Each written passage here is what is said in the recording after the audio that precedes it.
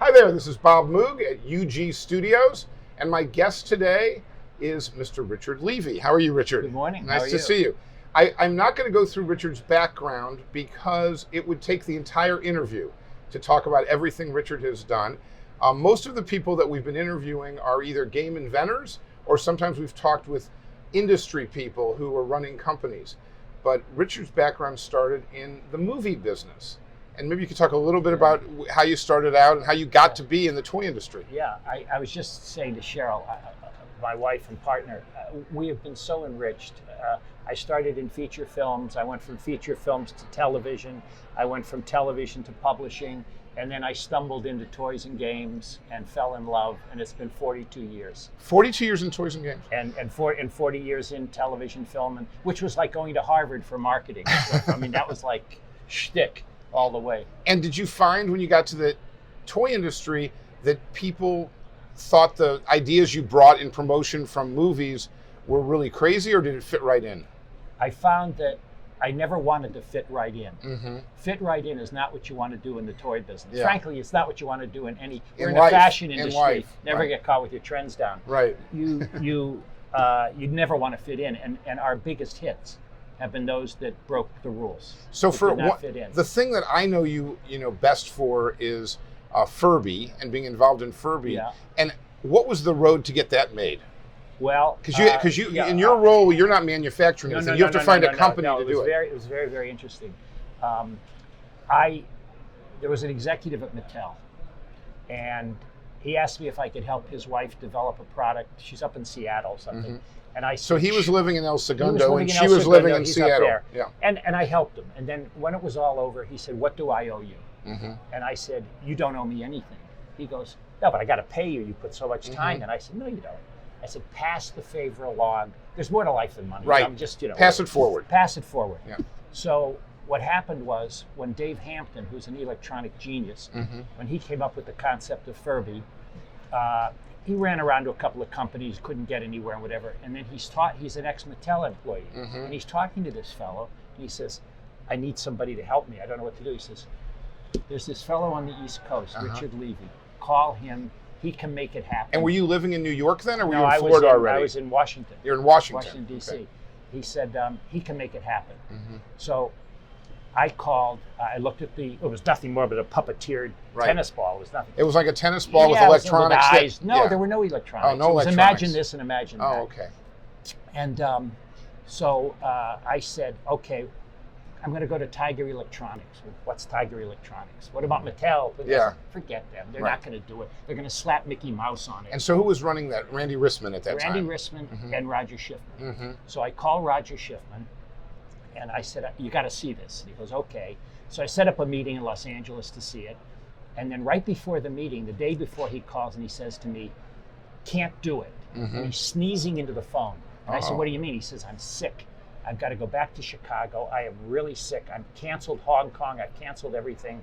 I'm just, So I said, "Roger, sometimes you got to know when to make your move." Right. I said, "How many years have I known you?" Mm-hmm. He goes, 25. Mm-hmm. And I said, "Yeah, we met at Knott's." Yeah. Remember Knott's in San yeah, Francisco? sure, absolutely. Yeah, Eddie Gondor. Yeah. So he says, "I've known you 25 years. I said, "Have I ever wasted your time in 25 years?" Well, maybe he didn't want you to get sick. He had a bad cold. Well, could be. But thank God. Well, you Yeah. hear what happened. So he says, "No, you've never wasted my time." He's bought games for me. We've Mm-hmm. done games with him, Notability and other games, but never. I said, "Roger, just see it for me. Mm-hmm. Do it for me." He goes, "I'll do it." Even though he was sick, did he have to change his flight back to Chicago? We did it in LA. Yeah, In LA? And then he went for Chicago. Yeah. And then I said to him, I remember I said, "How many do we have to sell of this to be successful?" And he goes, 250,000 would be great. Yeah. And in the And first was it- 3 months, we did 4 million. Oh my God. So how did Hasbro end up with it? They bought his company. This is another interesting part Yeah. of it. When Randy Rissman was selling Hasbro, his company to Hasbro, Mm-hmm. they never told him about Furby. And the day after, So I don't understand. So you met with Roger, and Tiger Randy, Electronics, and they licensed it, but they hadn't released it yet. They hadn't released it. And They had between it the at time, Toy Fair. and between the time you licensed it to them and they released it. Hasbro, they sold their whole company to Hasbro. But they never told Hasbro about it. the product. And then Randy went over to Alan Hassenfeld afterwards and said, Alan, here's a gift for you. And showed it to him. And at the party that night, Alan said to me, so what do you have new on the market? He said that to you? Yeah, and I said, Furby. And he says, why are you at the party? I said, you invited me. He goes, get to Hong Kong. Get this thing made. Oh, Alan was enamored with it. Yeah. They supported it. If it wasn't for Hasbro, as much as I love Tiger and they did everything right, there was nothing. They didn't, at the end of the day, with the rapid prototyping and all the things we needed, Hasbro came in like a white knight. Yeah.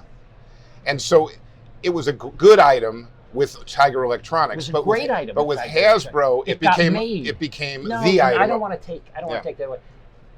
It was a great item all along. It's just that there's a lot of stuff that goes into the mechanism, the cams, and the this and the that and everything else that Randy, they didn't have the infrastructure there to do it, and Hasbro said to me, oh, but they sent people to Washington. I mean, immediately. Wow. No, they were wonderful. Hasbro. Well, I always say, and you'd have a better perspective on this than me, that around here people say product is king, but distribution is queen. It is, yeah. No, yeah, exactly. Because Hasbro's distribution and infrastructure can take a good item and make it great, or a great item and make it a legend. I remember my first product. We got paid, whatever, and then I thought the product was over. It was with Milton Bradley, and all of a sudden we started getting royalty checks. So what's this? Foreign. Foreign. So what does that mean? That means like in Texas? Yeah, very good. No. They have places all over the world where the smaller. Well, you guys are in Australia and England. You've got your own places, but some of these smaller companies have to work through distributors and everything else. Was that Ups and Downs? What was the first game? My first game was advertising. That was your first game? Yes. Oh, I didn't realize that. And that's your most famous game, by the way. Yes. That was my wife Cheryl, my partner and wife Cheryl. We did that together with Betty as a family. Somebody said to me, now, what about Here Comes the Bride? That had been before. That was before advertising. Here Comes the Bride was great. You still have it? I still have it. Still have it. We're going to do it someday. I got to tell you something. Now's the time to do it. She's flying. Anyway, no, that was a wonderful project. She overheard me in the car saying we got to do it, and Betty came up with it. And Cheryl and how old was Betty when she did that? Cheryl, how old was she? 6. So for those of you who don't know what we're talking about, which is probably everyone watching, Tiger Electronics was a company in Chicago that was a leader in electronic games in the late 80s and early 90s. And they were sold to Hasbro. And it's a whole nother episode to talk about Hasbro's acquisitions in the 80s and 90s, which took Hasbro from a relatively mid-sized company to the largest toy company in the world. Betty is Cheryl and Richard's daughter, and she invented a game when she was 6 years old called Here Comes the Bride. And we've been talking for 20 years about going and reissuing the game and modernizing it. And you still keep it. And I still have it. Yeah, I still have it. Still there. Now, before we got on the air, you said that you have some interesting stories about experiences that you've had trying to invent games or sell them. You are one of the great stories. I'm a story. You're a story. I was pitching you Dirty Words, and we do several games with Richard. Yes. Dirty Words is one of them. And what else do we have? Well, you don't want to hear about it. We did Can You Be Ken? Ken Jennings. Yeah. And then we've got a Party Dirty Words right now. Yeah. But anyway, so you're pitching Dirty Words. I don't remember this. Across the table. Yeah. And you said, I'm waiting for a response from you. Do you like it? You went into your wallet. You took out money. You threw it at me. All these paper bills. And I said, what are you doing? And you went, when was the last time someone threw money at you for a game? I tell that story all the time. And we did the deal. And you did the deal. We did the deal. Yeah, the nice thing about I think they were $1 bills. I don't think they were $100 bills. I don't know what they were. I love working with you. I'm not saying it because we're on air, but I just feel a kinship and a handshake, and that's it. And we know we're in business. Yeah, and there's I have a sign in my office that says, "Thou shalt not committee." And we don't have committees at university. I know that. It's like the old days. Right. If you were going to give one piece of advice to people watching who have ideas for games and they want to sell them to companies, what would be your advice? Read your book. Well, of course. He has a great book about game inventing that he Toy and co-wrote. Game Inventor's Handbook. Yeah, it's a great book. On Amazon. And you can get it on Amazon. So my advice to them is never give up, never grow up. Yeah, that's great. So that's it for today. Never give up and never grow up. Richard Levy, thank you very much. Great to have you with us.